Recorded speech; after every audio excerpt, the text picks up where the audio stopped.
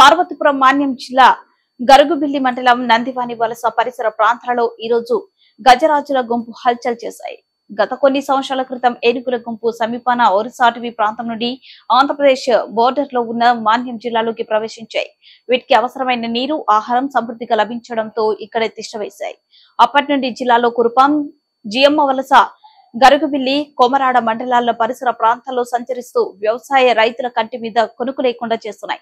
అయితే ఏనుగుల గుంపు వలన ఈ మండలాల్లో ఇప్పటికే పంట నష్టం, ప్రాణ నష్టం జరిగింది. కొత్తగా ఏర్పడిన కూటమి ప్రభుత్వం స్పందించి వాటిని సమీప అటవీ ప్రాంతంలోకి తరలించి వాటి నుండి రక్షణ కల్పించాలని మాన్యం జిల్లా ప్రాంత వాసులు కోరుతున్నారు.